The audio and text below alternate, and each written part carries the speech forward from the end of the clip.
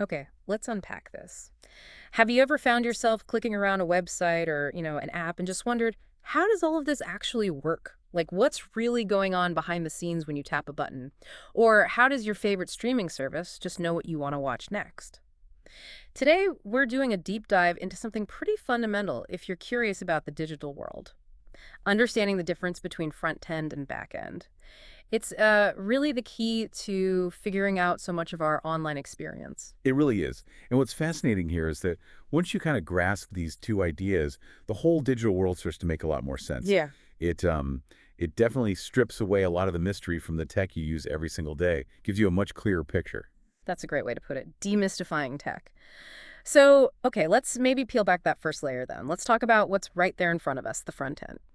This is everything you as the user directly see and, well, interact with on a website or an app.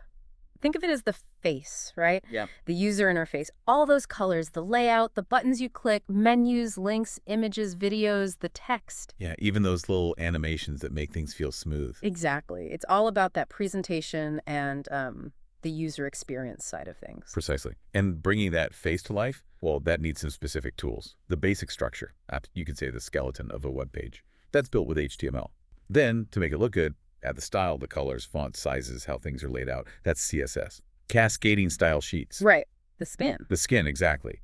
But for it to actually do things when you interact, Cool. that's where JavaScript comes in. It's the behavior layer. It makes things move, react to clicks, check forms before you submit them. Makes it dynamic. Front-end developers are basically making sure it looks great and it's easy to use. Okay, that makes sense. Now, this is where, for me, it gets really interesting. The part you don't see, the back end. This is everything happening, like, behind the curtain, the engine powering it all. You're spot on. It's the engine room. So when you do things like log into a site or maybe create a new account or even just submit an order online, that's the back end doing the heavy lifting. It's responsible for stuff like storing your data securely in a database, processing transactions, figuring things out, and then sending the right data back to the front end when it's needed, like loading your personalized recommendations on Amazon or something. And what kind of tools do they use back there? Is it similar to the front end? It's different, yeah.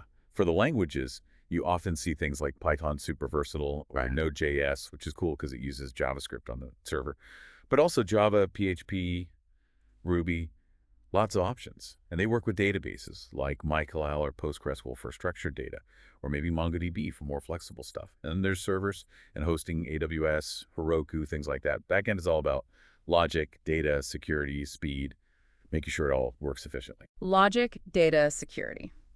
Okay. So how do these two pieces, the visible front end and the hidden back end, actually connect? You said it's like a dance. It is, yeah. A good analogy is maybe thinking about a restaurant. Okay. A restaurant. I like it. So the front end, that's the dining area, where you, the customer, sit. You look at the menu, decide what you want, talk to the waiter.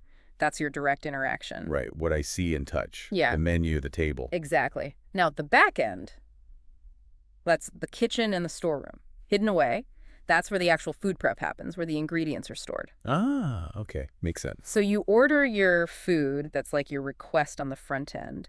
The waiter takes the order to the kitchen, it's like the internet, sending your request from your browser to the back end server. The chef, that's the back end logic, gets the ingredients from the storeroom. The database cooks the meal. And the waiter brings it out. And the waiter brings it back to your table. That's the front end showing you the result. It's this constant, super fast back and forth between what you see and what powers it. That really clears it up, like booking a flight, maybe. Perfect example. Yeah. The search form you fill out, the dates you pick, the list of flights you see, all front end. Okay. You hit search, that request goes to the back end. The back end searches airline databases, checks prices, does all that work. The kitchen stuff. The kitchen stuff. Then it sends the results back to the front end, which displays that list for you. Click book, input details back to the back end again to process payment, save your seat. Constant communication. Wow. Okay. So wrapping this up then, for you listening, the key takeaway is front end is visual. It's what you interact with, happens in your browser. Back end is the hidden logic, the data, the processing power on a server somewhere. The shop window versus the factory, kind of. Exactly. And maybe this leaves you thinking, now that you understand these two sides, the visible and the invisible, how does that change how you think about things like online security or your data privacy? What other complex things might be happening behind the scenes every time we go online, things we just don't normally consider? Something to chew on.